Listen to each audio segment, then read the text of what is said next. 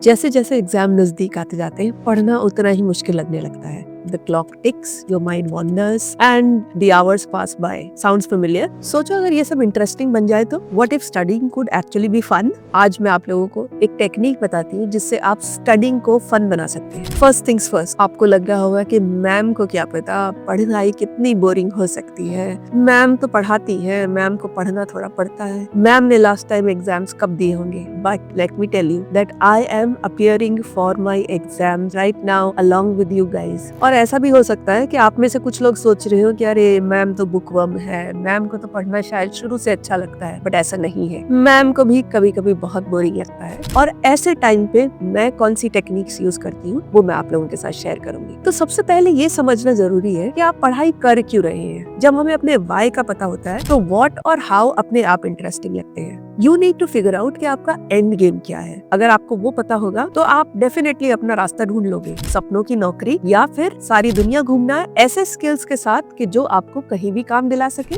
या कोई कंपनी खोलना। So once you know what is your why you will find out how. जैसे मेरा प्यारा स्टूडेंट आयुष, उसे मैथ्स बिल्कुल पसंद नहीं था, लेकिन जब उसे रियलाइज हुआ कि आर्किटेक्ट बनने के लिए मैथ्स की स्टडी बहुत जरूरी है तो उसके लिए वो इक्वेशंस जो बहुत बोरिंग लगते थे, ब्रिजेस एंड स्काई स्क्रेपर्स बन गए और उसने मैथ्स को उतने ही इंटरेस्ट से पढ़ना शुरू कर दिया। तो सबसे पहले इम्पोर्टेंट है अपना वाई ढूंढो। तो अब बात करते हैं पढ़ाई में कुछ मजा लाने। तो आज मैं आपको जो टेक्निक बताने जा रही हूँ उसे पोमोडोरो टेक्निक कहते हैं। उसमें आप 25 मिनट के लिए एक टाइमर लगाइए और अपने लिए एक सेक्शन डिसाइड कीजिए कि इस 25 मिनट में आपने ये क्वेश्चन सॉल्व करने ही करने हैं। और उस 25 मिनट के बाद take a break, take a 5 minutes break, take a 10 minutes break, और उस ब्रेक में आप अपने आप को एक रिवॉर्ड दीजिए। वो रिवॉर्ड कुछ भी हो सकता है, could be scrolling through shorts, could be a piece of chocolate, but it should be something that gives you happiness. आपको अपने ब्रेन को हैप्पीनेस की, डोपामिन की वो डोज देनी है। और भाई रिवॉर्ड सिस्टम किसको पसंद नहीं है। तो आपको अपने दिमाग को खुशी की ब्राइब देनी है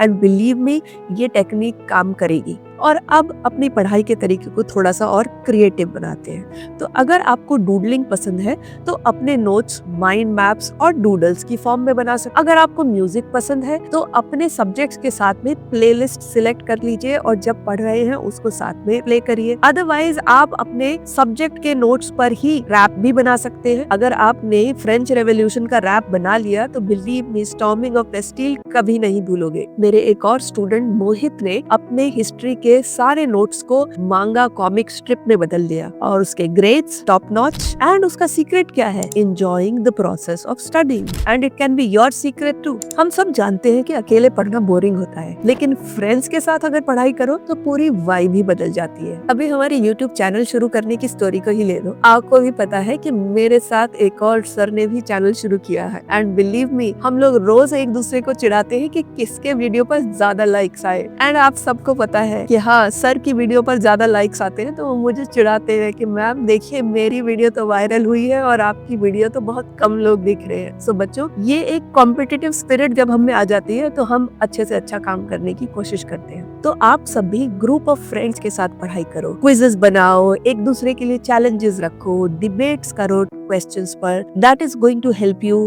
डू बेटर इन एग्जाम्स। मुझे याद है कि हमने एक ग्रुप प्रोजेक्ट के लिए एक बड़ा सा क्विज शो बनाया था, टीम्स बनाई, स्कोर्स दिए और एक फेक ट्रॉफी भी रखी। हम सब हंसते हंसते पागल हो गए थे, इतना मजा आया और टेस्ट भी सबका बहुत ही अच्छा गया। कभी कभी सिर्फ स्पेस चेंज करने से भी पढ़ाई में इंटरेस्ट वापस जग जाता। मेरे फाइनल्स के दौरान मुझे लाइब्रेरी का एक ऐसा क्वाइट कॉर्नर मिला जहाँ पर साथ में बड़ी सी विंडो थी और गार्डन का बहुत अच्छा व्यू आ। तो वहाँ पर बैठकर पढ़ने से मेरा फोकस और मेरी एनर्जी बहुत ही एनहांस हो जाती थी और पढ़ने में मजा भी आता। तो अपनी बुक्स को किसी कोजी पार्क, कैफे या किसी ऐसी जगह पर ले जाएं जहाँ पर आपको पढ़ने में थोड़ा एनहांस्ड फीलिंग आए और आपको इंटरेस्ट जगे। और सबसे जरूरी बात है अपनी छोटी छोटी अचीवमेंट्स को सेलिब्रेट करना।